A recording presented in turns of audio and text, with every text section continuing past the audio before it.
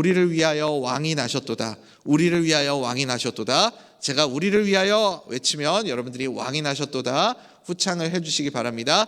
우리를 위하여 왕이 나셨도다. 우리를 위하여 왕이 나셨도다. 우리를 위하여 왕이 나셨도다. 아멘. 우리의 왕 되신 예수 그리스도께서 누구를 위하여 이 땅에 오셨습니까? 바로 우리를 위하여, 나를 위하여 이 땅에 오셨음을 믿으시기 바랍니다. 사랑하는 우리 대전명석교회 성도님들, 나를 향하신 우리 주님의 분명하신 계획을 믿고 믿음으로 구하시기를 바랍니다. 믿음으로 오늘 이 아침에 구하였다면 반드시 응답 주실 것도 믿으시기 바랍니다. 믿음으로 기도하고 응답 주실 것도 믿음으로 기대할 수 있는 하나님의 사람 되기를 간절히 소원합니다. 누가복음은요, 신약 성경에 기록된 4개의 복음서 중에 조금 독특한 색깔을 가지고 있습니다. 마태복음과 비교하면 더 그것이 두드러지게 나타나는데요. 마태복음은 예수 그리스도의 정통성을 우리에게 보여주고 있습니다. 그래서 다윗의 후손으로 오신 예수님, 유대인의 정통성을 가지고 이 땅에 그 왕의 족보를 가지고 예언의 그 후손으로 오신 예수 그리스도를 우리에게 보여주고 있다면, 누가복음은 조금 누가복음이 포커스를 초점을 맞추고 있는 이 복음의 대상이 조금 달라요. 그래서 누가복음은 누구를 향한 복음서인가? 소외된 사람들에게 주목받지 못하는 사람들, 그런 사람들에게 시선을 향하고 있는 복음서라고 말할 수 있습니다. 오늘날의 표현으로 그렇게 얘기하자면 아싸복음, 아웃사이더를 향한 복음이다, 그렇게 말할 수 있습니다. 소외된 사람들을 향한 복음, 이방인들을 향한 복음서가 바로 누가복음이죠. 그래서 누가복음의 저자도 조금 독특해요. 신약 성경을 기록한 모든 저자들이 다 딱 한 사람을 제외하고 모든 신약 성경의 저자들이 다 정통 히브리파 유대인 출신들 아닙니까? 그런데 이 누가복음의 저자인 누가만 정통 유대인 출신이 아니라 이방인 의사 출신으로 히브리파가 아니라 헬라파 출신의 사람이라는 것을 우리가 잘 알 수 있습니다. 누가복음을 기록한 저자도 아웃사이더고, 그리고 이 누가복음을 전하고 있는 수신하게 되는 수신자도 아웃사이더죠. 누가복음의 1차적인 독자가 누구인가요? 데오빌로죠. 이 데오빌로도 이방인 아닙니까? 그러니까 아싸가 아싸에게, 아웃사이더가 아웃사이더에게, 소외된 이방인이 이방인에게 복음을 전하는 그 복음이 바로 누가복음이라고 말할 수 있습니다. 우리 누가복음 1장 5절 말씀 한번 읽어볼까요? 누가복음 1장 5절 말씀 한번 보겠습니다. 누가복음 1장 7절 말씀 보겠습니다. 함께 읽겠습니다. 시작. 엘리사벳이 잉태를 못함으로 그들에게 자식이 없고 두 사람에게 나이가 많더라. 아멘. 누가복음에 등장하는 모든 인물들이 그래서 아웃사이더들이죠. 가장 먼저 등장하는 누가복음에 등장하는 인물이 누구냐면 바로 사가랴와 엘리사벳입니다. 이 사람들은 제사장이고, 사가랴는 제사장이고 유대인인데, 우리가 이런 질문을 할 수 있죠. 아니, 방금 아웃사이더라고 했고 이방인이라고 했는데 어떻게 사가랴와 엘리사벳이 제사장이면 유대인의 중심 중에 중심에 있는 사람이라고 할 수 있는데 어떻게 아웃사이더입니까? 생각하시는 분들이 계실 거예요. 유대 사회에서 이 사가랴와 엘리사벳 부부가 아웃사이더로 살 수밖에 없는 근거가 오늘 7절 말씀에 소개되고 있지 않습니까? 3가지 근거를 우리에게 설명합니다. 잉태하지 못한다, 자식이 없다, 나이가 많다. 이게 무엇을 의미하냐면 그때 유대 사회 안에서 소외받는 아웃사이더였다라는 의미를 가지고 있습니다. 잉태하지 못한다, 자식이 없다라는 것은 당시 사람들, 유대 사회에서 어떤 인식을 가지고 있었냐면 저 사람은 하나님의 복을 받지 못한 사람이구나, 하나님의 은혜를 받지 못한 사람이구나 라는 인식이 있었습니다. 또 자식이 없는데 나이까지 많다라는 것은 무엇을 의미하냐면, 여러분 고대 사회에 그때 당시에 자식은요 유일한 노후 대책이라고 말할 수 있습니다. 유일한 노후 대책이자 사회 보장이 자녀예요. 그래서 노후에 편안한 삶을 살려면 어떻게 해야 되냐면 자식을 많이 낳아야 하는 그런 시대였던 거죠. 그런데 자식이 없다, 나이가 많다, 이 말은 무엇을 의미하냐면 더 이상 소망이 없다라는 뜻입니다. 자식이 없으니까 이제 나이가 먹어가면 먹어갈수록 경제적인 부담은 훨씬 커지는 거고, 거기에다가 이제 몸이 연약해져서 육신이 연약해지고 힘이 없어졌을 때 누군가가 나를 도와주고 봉양해 줄 사람이 없다라는 거 아니겠습니까? 그런 의미에서 유대인들 가운데 가장 상징성 있게 소외된 사람, 아웃사이더를 우리에게 보여주는 사람들이 바로 사가랴와 엘리사벳이다, 이렇게 볼 수 있습니다. 그러면 여러분, 누가복음에서 우리에게 전달하고자 하는 그 핵심 메시지는 무엇일까요? 아웃사이더에게 하나님의 은혜가 임하면 하나님의 놀라운 역사가 나타난다. 다시요, 아웃사이더에게 하나님의 은혜가 임하면 그들의 삶에 놀라운 변화가 나타난다. 이것이 누가복음의 핵심 메시지입니다. 우리 1장 5절 말씀 한번 보겠습니다. 시작. 유대왕 헤롯 때에 아비야 반열에 제사장 한 사람이 있었으니 이름은 사가랴요, 그의 아내는 아론의 자손이니 이름은 엘리사벳이라. 아멘. 아멘. 여러분, 아비야 반열의 밑줄 한번 그어 보십시오. 이 아비야 반열이라는 표현이 나오고 있죠. 이것을 우리가 유추해 볼 수 있는 내용이 한 가지가 있어요. 당시에 제사장들은 여러 가지 반열, 다시 말하면 여러 가지 그룹들을 그렇게 가지고 있었습니다. 제사장 그룹들이 있었다라는 거예요.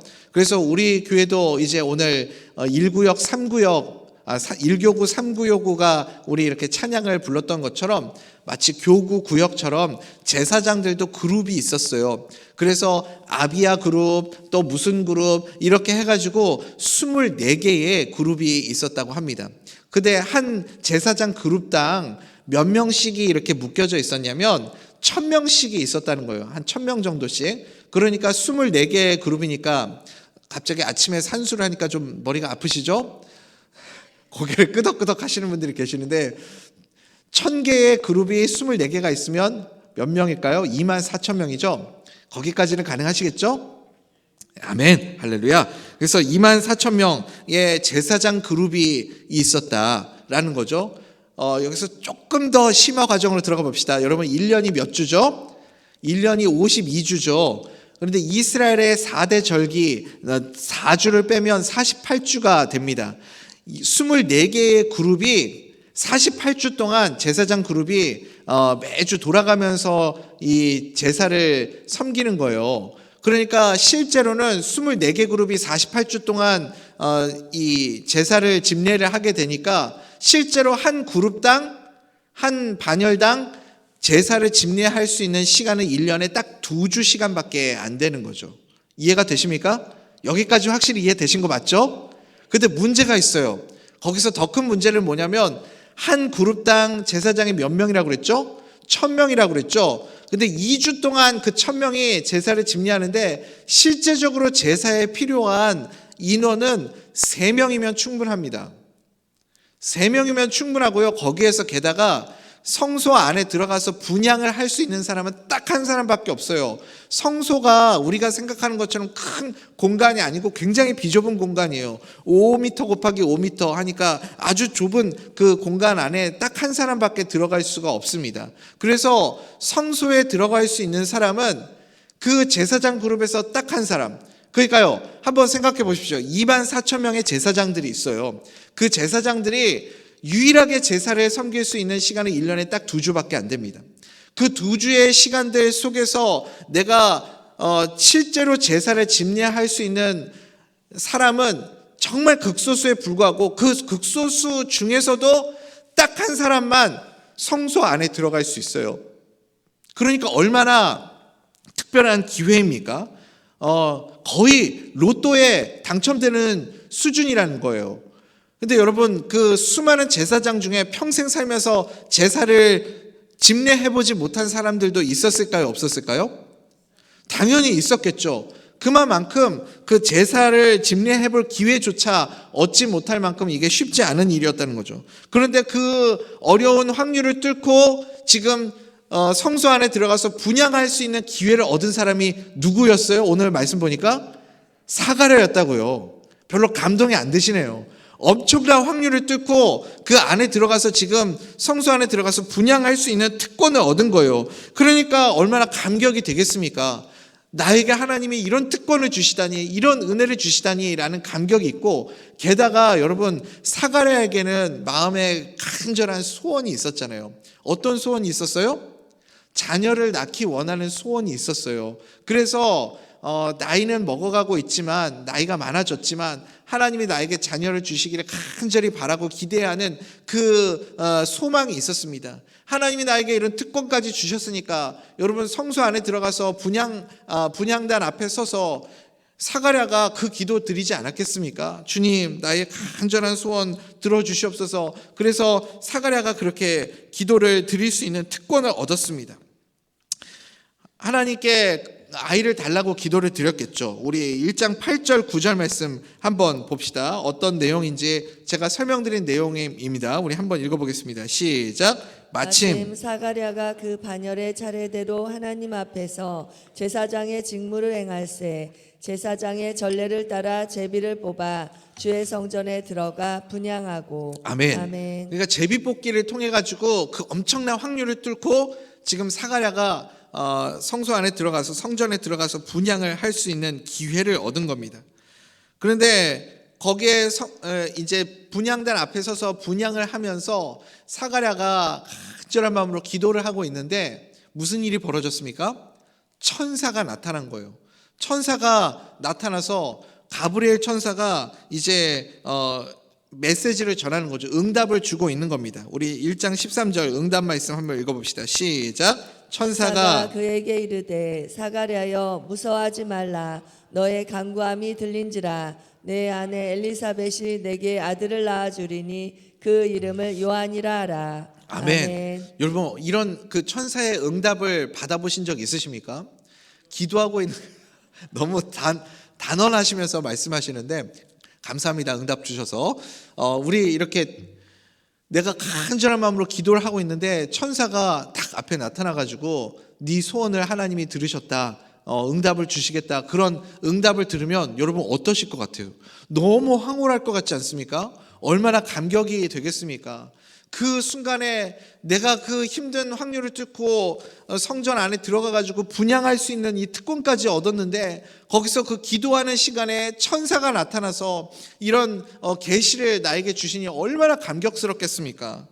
여러분 우리가 오늘 이 아침에 그런 간절한 마음 가지고 나온 것 아니겠습니까? 우리 각자에게 다 주님이 주시는 기도 제목이 있잖아요. 마음의 소원들이 있잖아요. 그래서 우리도 하나님 앞에 주의 성전에 나와서 기도할 때 그런 기대가 있습니다. 우리에게 여러분 어떤 기도 제목 가지고 주님 앞에 나오셨습니까? 가정을 위해서 기도하시는 분도 계시고 질병을 위해서 기도하시는 분도 계시고 비즈니스 사업을 위해서 기도하시는 분도 계시고 다 각자의 간절한 기도의 제목들이 있으시리라고 믿습니다. 이거 하나님이 우리에게 주신 과제들 아닙니까? 하나님이 다 그런 과제들을 우리에게 맡겨주신 거죠. 그런데 하나님께서 우리에게 그 기도 제목들을 주신 이유는 무엇입니까? 그거 가지고 주님 앞에 나와서 기도하면 주님이 내 기도를 들어주시는 거예요. 여러분 믿으십니까? 내 기도를 들어주시는 것뿐만 아니라 그 기도를 사용하셔서 하나님의 일을 하시는 줄 믿습니다. 그게 더 중요한 거죠. 나는 내 기도 제목 가지고 주님 앞에 나온 거예요. 나의 마음의 소원을 가지고 주님 앞에 나와서 기도하는데 내 기도를 들으시는 우리 주님은 그 기도를 통해서 하나님의 일을 이루어 가시는 줄 믿습니다. 사가랴가 기도했죠. 마음의 소원을 두고 기도했죠. 어떤 소원이 있었습니까? 아들을 달라, 자녀를 달라 기도했습니다. 그런데 하나님은 그 기도를 들으시고 하나님의 역사를 이루어 가세요. 그래서 누구를 이 땅에 보내주신다는 거예요? 예수 그리스도를 예비할 세례 요한을 먼저 사가랴와 엘리사벳을 통해서 예수 그리스도의 길을 준비하고 예비할 그 세례 요한을 보내주시겠다. 하나님의 일을 하고 있는 모습을 우리가 보지 않습니까? 그러니까 여러분, 오늘 말씀에서 우리가 붙잡아야 할 핵심 메시지는 두 가지예요. 첫 번째는 무엇이죠? 하나님께서 우리에게 오늘 이 자리에 나와서 기도하게 하시는 이유가 무엇인가? 우리의 기도를 통해서 하나님의 위대한 일을 이루어 가신다. 하나님은 나의 개인적인 기도를 통해 하나님의 위대한 일을 이루어 가신다. 여러분 믿으십니까? 그것이 오늘 말씀입니다. 오늘 핵심이에요. 사가랴가 자기 문제를 두고 기도했습니다. 아이를 두고 기도했어요. 하나님께서 그 기도를 사용하셔서 감히 상상도 못해볼 어마어마한 일들을 하나님이 이루어 가시는 모습을 보게 됩니다. 사랑하는 우리 대전명석교 성도님들, 여러분들의 기도 제목 가지고 주님 앞에 나오십시오. 부르짖으십시오. 간구하십시오. 그 기도를 들으시는 우리 주님께서 여러분들의 기도를 통해서 하나님의 위대한 일들을 이루어 가실 줄 믿습니다. 우리가 거창한 기도 제목 가지고 기도하는 거는 참 쉽지 않잖아요. 그냥 내 개인적인 기도 제목 가지고 주님 앞에 구하는 겁니다. 그러면 그 기도 가지고 하나님은 일하시는 줄 믿습니다. 이게 우리를 부르신 주님의 의도라고요. 오늘 이 아침에 우리를 불러주신 주님의 뜻이라고요. 내 문제 가지고 기도하다 보면 어느 순간 우리의 기도가 점점 넓어지는 그런 은혜를 보게 될 줄 믿습니다. 그래서 우리가 깨닫게 되는 거죠. 이 기도를 통해서 우리 주님이 일을 하고 계시는구나. 우리 주님이 이런 일들을 이루어 가시는구나. 내가 작은 일 가지고 기도했는데 우리 주님은 나의 작은 기도를 통해서 큰 일들을 이루어 가시는구나. 이런 기적들을, 이런 위대한 은혜들을 경험할 수 있는 우리 성도님들 다 될 수 있기를 간절히 소원합니다. 또 두 번째 메시지는 무엇이냐면, 우리가 주님 앞에 이렇게 간절한 마음으로 기도했다면 반드시 응답 주실 것도 믿어야 한다는 거예요. 오늘 이 아침에 여러분 부르짖어 간구하여 기도했다면 응답 주실 것을 분명히 믿으시기 바랍니다. 사가랴의 평생의 소원, 아들 달라는 거 아니었습니까? 자녀 달라는 거 아니었어요? 그래서 그렇게 간절하게 기도했습니다. 천사가 나타났어요. 얼마나 감격스러워요. 천사가 거기에다가 아들까지 주겠다고 확실하게 그렇게 응답을 주십니다. 그러면 우리가 해야 할 일이 뭐죠? 여러분, 너무 어려운 질문을 제가 드리고 있나요? 우리가 기도했죠. 기도하고 하나님이 응답을 주셨어요. 내가 기도한 것을 확실하게 응답을 주셨습니다. 그러면 우리가 해야 할 일은 뭐죠? 감사해야죠. 영광 올려드려야죠. 당연한 일 아닙니까? 감사하고 주님께 영광 올려드리고 주님을 찬송하는 일, 그것이 우리가 해야 할 일입니다. 그런데 사가랴의 그 리액션을 한번 보세요. 반응을. 사가랴가 지금 그렇게 간절하게 기도하고 주님께 응답받기를 기다렸는데 정작 천사가 나타나서 사가랴에게 하나님의 응답을 들려주니까 사가랴의 반응이 어땠습니까? 1장 20절 우리 한번 볼까요? 읽어보겠습니다. 시작. 보라, 이 일이 되는 날까지 네가 말 못하는 자가 되어 능히 말을 못하리니 이는 네가 네 말을 믿지 아니함이거니와 때가 이르면 내 말이 이루어지리라 하더라. 아멘. 그러니까 사가랴가 자기가 기도해놓고 믿었어요? 못 믿었어요? 못 믿었어요. 자기가 기도해놓고 응답 줄 것을 믿지를 못했습니다. 응답을 주실 때 우리의 반응은 할렐루야 아멘하고 주님을 찬양하는 것, 주님께 감사드리는 것, 그것이 당연한 우리의 반응이 돼야 되는데 사가랴는 놀라고 무서워하고 안 믿더라는 거죠. 여러분, 우리가 우리의 삶 가운데 오늘 이 아침에 많은 성도님들이 아멘 했지만 내가 기도해놓고 정작 응답 주실 것을 믿지 못하는 분들이 참 많이 있습니다. 정말 응답 주시겠어? 설마 진짜 내가 기도한 대로 주님이 들러주시겠어? 이런 생각 갖고 계시는 분들이 계세요. 그렇지 않습니다. 내가 기도하면요, 나의 작은 기도를 통해서 하나님은 위대한 일을 이루어 가십니다. 믿으십니까? 하나님은 그 기도를 통해서 위대한 일을 이루어 가실 뿐만 아니라 그리고 우리에게 반드시 우리의 소원에 응답해 주시는 줄 믿습니다. 그러니 여러분, 담대하게 주님 앞에 나와 감사함으로 구하십시오. 구하면 반드시 오늘 이 아침에 응답받게 될 줄 믿습니다. 놀라고 무서워하고 그것은 주님이 기대하는 반응이 아니에요. 감사하고 기뻐하고 영광 올려드릴 수 있기를 간절히 소원합니다. 하버트 조지 웰즈라는 사람이 쓴 아주 짧은 단편 소설이 있습니다. 영국의 소설가인데요. 전에 한번 새벽 예배 때인가 소개를 드렸던 적이 있어요. 대주교의 죽음이라는 소설이 있습니다. 풍자적인 소설이에요. 이 영국의 대주교가 있었습니다. 아주 믿음이 뛰어나다고 그렇게 정평이 나 있는 사람이었어요. 그래서 항상 기도하고 항상 성경을 보고 늘 그렇게 경건하게 살아가는 사람이었습니다. 매일 아침마다 일어나서 말씀을 묵상하고 하루 종일 기도하는 그 모습을 바라보면서 그렇게 많은 성도님들이 그 대주교의 모습을 보고 은혜를 받고 참 저분은 경건한 분이구나, 참 은혜가 많은 분이구나 그렇게 생각했습니다. 어느 날 아침에도 또 기도로 시작하며 하나님 앞에 이렇게 기도하는 소리가 들렸습니다. 하나님 아버지, 천지의 주제이신 여호와 하나님, 나를 도우시는 하나님, 살아계신 하나님 아버지, 좋으신 하나님, 이렇게 여러 가지 표현을 가지고 주님 앞에 나와서 기도를 하고 있었습니다. 그렇게 여느 날과 똑같이 오 전능하신 나의 아버지 하나님 하고 기도하는데 그 순간에 갑자기 하늘에서 소리가 들렸습니다.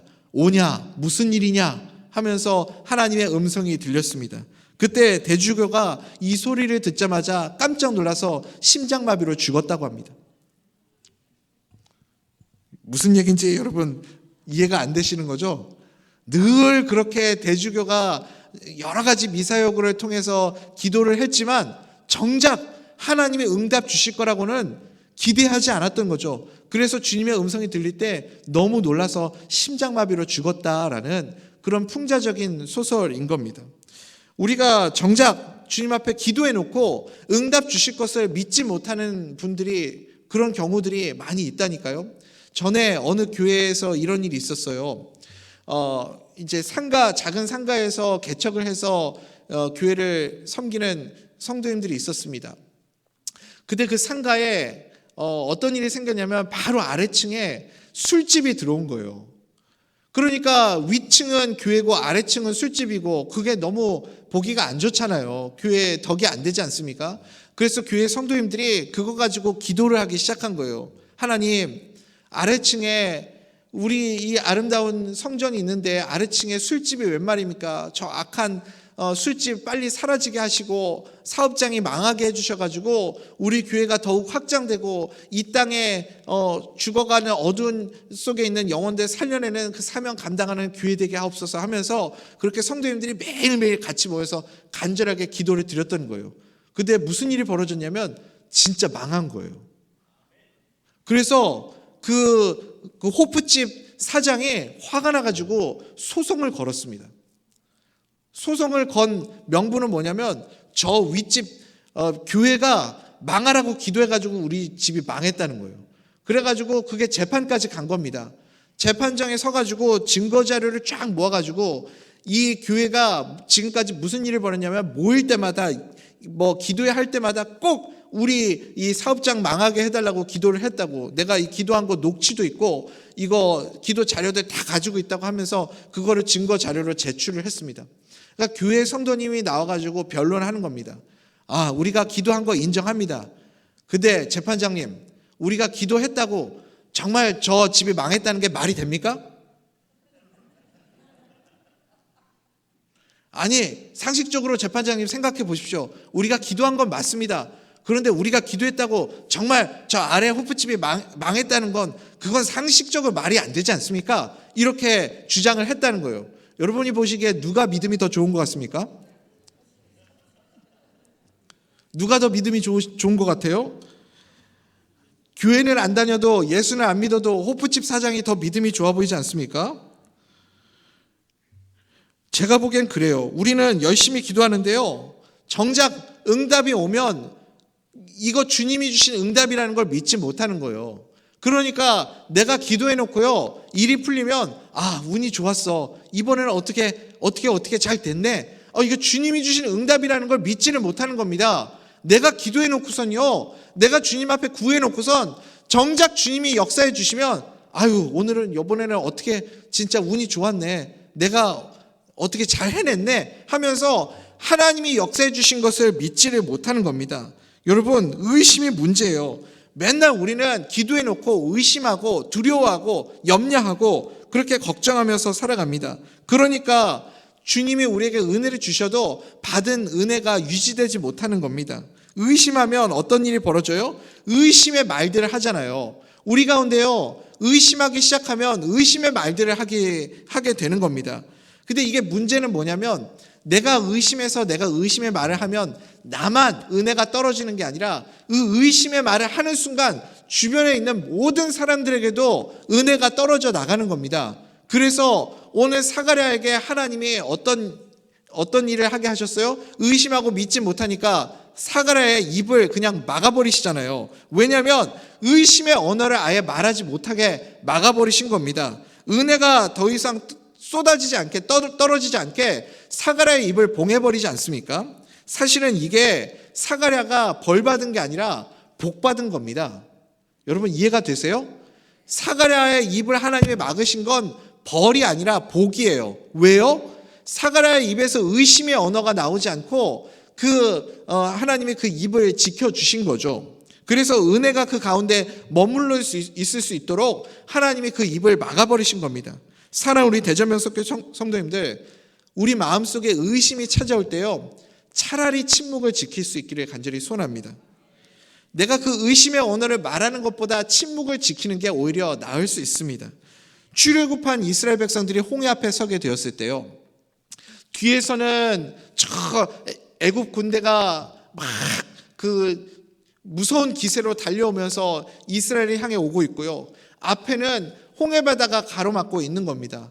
이제 우리는 여기서 다 죽는구나. 거기서 이스라엘 백성들이요, 또 의심의 언어, 또 절망의 언어를 말하기 시작하는 거예요. 이러려고 우리를 여기까지 끌고 왔냐? 우리가 여기서 다 죽게 만들려고 하나님이 그렇게 우리를 여기까지 끌고 왔냐? 하면서 또 원망하고 의심하고 또 거기에서 그런 부정적인 말들을 쏟아내기 시작하는 거죠. 은혜가 다 떨어져 나가는 겁니다. 그러니까 그때 주님께서 모세를 통해서 뭐라고 말씀하세요? 뭐라고 하십니까? 우리 출애굽기 14장 13절 우리 믿음으로 한번 읽어봅시다. 시작.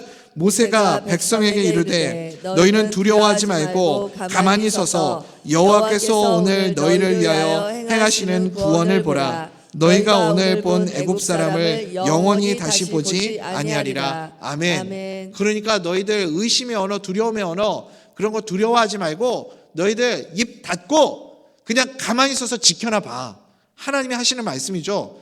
입 다물고 너희들은 지켜나 봐. 그런 말 쏟아내지 말고 은혜 떨어지게 그런 부정의 언어, 의심의 언어 말하지 말고 너는 가만히 서서 하나님 오늘이 어떻게 역사하시는지 지켜봐라. 그렇게 하나님이 말씀하고 있는 거 아닙니까?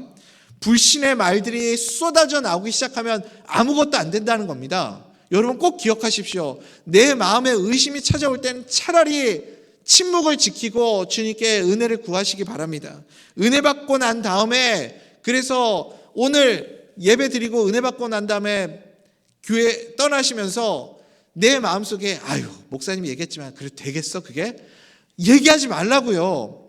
아유 뭐 내가 오늘 아침에 병 낫게 해달라고 기도는 했지만 아유 삭신이야 되겠어? 그런 말 하지 말라고요. 차라리 그냥 침묵을 지키셔요. 차라리 오늘 기도하면 그래도 안 믿어지면 여러분 그냥 그 의심의 말들은 마음에 그냥 담아두시기 바랍니다. 차라리 침묵을 지키십시오.